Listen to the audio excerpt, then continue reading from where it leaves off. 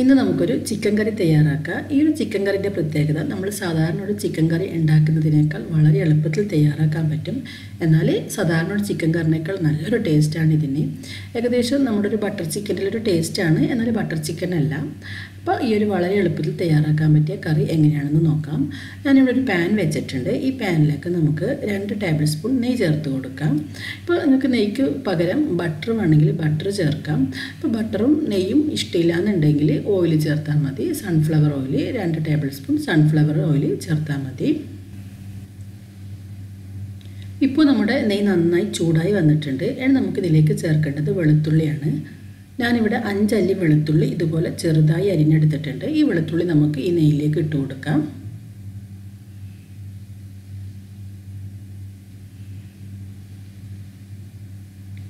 ഇനി ഇതിലേക്ക് ചേർക്കേണ്ടത് കുരുമുളക് പൊടിയാണ്. ഞാനിവിടെ 1 ടീസ്പൂൺ കുരുമുളക് പൊടി എടുത്തിട്ടുണ്ട്. ഈ കുരുമുളക് പൊടിയും ഒന്നിച്ചെണ്ണ, ഈ ഒരു വെളുത്തുള്ളിൻ്റെ ഒന്നിച്ചെണ്ണ ഈ ഒരു കുരുമുളക് പൊടി ഇട്ട് കൊടുത്തിട്ട് നന്നായിട്ടൊന്ന് വഴറ്റിയെടുക്കാം.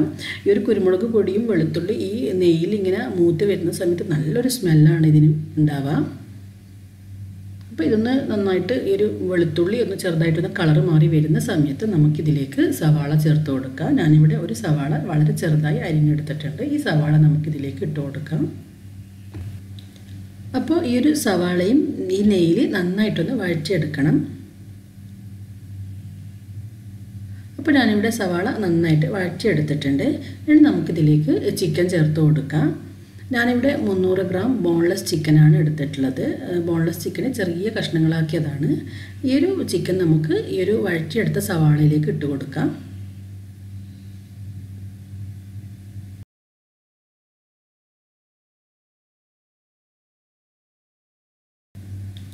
ഇനി ഈ ഒരു ചിക്കന് നമുക്ക് ഇതിലിട്ടിട്ട് പകുതി വെന്ത് വരുന്നത് വരെ ഒന്ന് വഴറ്റിയെടുക്കണം. ബോൺലെസ് ചിക്കനാണ്, അതുപോലെ ചെറിയ പീസസ് ആക്കിയിട്ടാണ് ഞാൻ എടുത്തിട്ടുള്ളത്. അതുകൊണ്ട് തന്നെ പെട്ടെന്ന് വെന്ത് കിട്ടും, ഒരുപാട് ടൈമൊന്നും വേണ്ടി വരില്ല.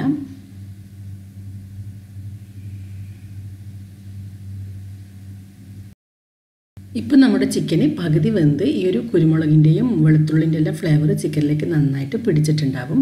ഈ ഒരു ടൈമിൽ നമുക്ക് മസാലപ്പൊടികൾ ചേർക്കാം. ഞാനിവിടെ 2 ടീസ്പൂൺ കാശ്മീരി ചില്ലി പൗഡറാണ് ചേർക്കുന്നത്. ഇപ്പോൾ നിങ്ങളടുത്ത് കാശ്മീരി ചില്ലി പൗഡർ ഇല്ലയെന്നുണ്ടെങ്കിൽ സാധാ മുളക് പൊടി ചേർത്താൽ മതി. അപ്പോൾ അത് ചേർക്കുന്ന സമയത്ത് നിങ്ങളുടെ എരിവിനനുസരിച്ചിട്ടുള്ള മുളക് പൊടി ചേർക്കണം. ഈ ഒരു കാശ്മീരി മുളക് പൊടി ആയതുകൊണ്ട് തന്നെ അത്ര എരിവൊന്നും ഉണ്ടാവില്ല. അതുമാത്രമല്ല നല്ല കളറും കിട്ടും കറിക്ക്. അപ്പോൾ അതുകൊണ്ടാണ് ഞാനിവിടെ കാശ്മീരി ചില്ലി പൗഡർ ചേർക്കുന്നത്. നിങ്ങളടുത്ത് ഉണ്ടെങ്കിൽ ചേർക്കാം.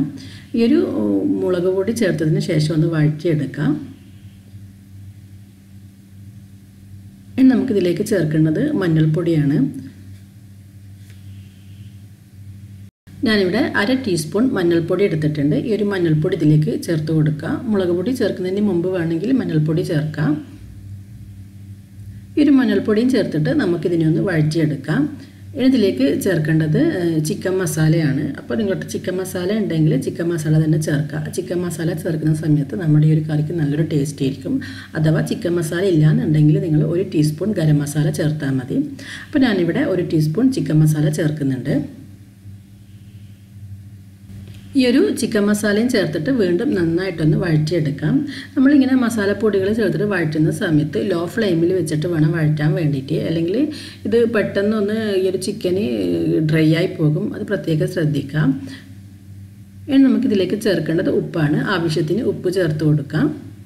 ഇപ്പോൾ നമ്മുടെ ചിക്കന് നന്നായിട്ട് മസാലയെല്ലാം പിടിച്ച് വെന്ത് വന്നിട്ടുണ്ട്. ഇനി ഇതിലേക്ക് ചേർക്കേണ്ടത് ടൊമാറ്റോ സോസാണ്. ഞാനിതിലേക്ക് 2 ടേബിൾ സ്പൂൺ ടൊമാറ്റോ സോസാണ് ചേർക്കുന്നത്. ഈ ഒരു സോസ് ചേർത്തതിന് ശേഷം വീണ്ടും നന്നായിട്ടൊന്ന് വഴറ്റിയെടുക്കാം.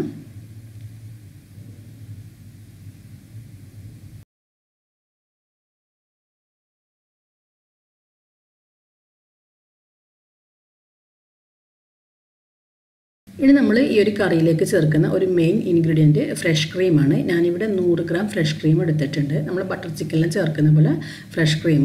ഈ ഫ്രഷ് ക്രീം നന്നായിട്ടൊന്ന് അടിച്ചെടുത്തതാണ്. ഈ ഒരു ഫ്രഷ് ക്രീമിന് നമുക്കിതിലേക്ക് ഒഴിച്ചു കൊടുക്കാം.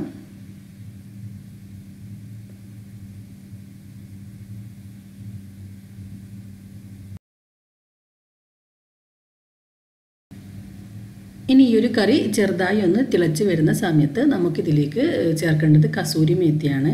അപ്പോൾ ഞാനിവിടെ കുറച്ച് കസൂരി മേത്തി എടുത്തിട്ടുണ്ട്. നമുക്ക് കൈകൊണ്ട് ഇതുപോലെ ഒന്ന് പൊടിച്ച് ഇതിലേക്ക് ചേർത്ത് കൊടുക്കാം. അപ്പോൾ ഈ ഒരു കസൂരി മേത്തി ചേർക്കുമ്പോൾ നമ്മുടെ കറിക്ക് നല്ലൊരു ടേസ്റ്റാണ്. നിങ്ങളുടെ അടുത്ത് ഉണ്ടെങ്കിൽ തീർച്ചയായും ചേർക്കാം. കുറച്ച് മല്ലിയില കൂടി ചേർത്ത് കൊടുക്കുക. ഇനി നമുക്ക് ഫ്ലെയിം ഓഫ് ചെയ്യാം. നമ്മൾ ഈ ഒരു ഫ്രഷ് ക്രീം ചേർത്തതിന് ശേഷം ഒരുപാട് നമ്മുടെ കറി തിളപ്പിക്കരുത്. ചെറുതായി ഒന്ന് ചൂടായി ഒന്ന് തിളച്ച് വന്നാൽ മാത്രം മതി. അപ്പോൾ നമ്മുടെ വളരെ വ്യത്യസ്തമായിട്ടുള്ള ഈ ഒരു ചിക്കൻ കറി നിങ്ങൾ തീർച്ചയായും ട്രൈ ചെയ്ത് നോക്കണം. റൊട്ടിയുടെ കൂടെയും ചപ്പാത്തിയുടെ കൂടെയും കഴിക്കാൻ നല്ല ടേസ്റ്റാണ് ഈ ഒരു കറി. അപ്പോൾ നിങ്ങൾ ഇത് ട്രൈ ചെയ്ത് നോക്കിയിട്ട് ഫീഡ്ബാക്ക് അറിയിക്കാൻ മറക്കരുത്. ഈ ഒരു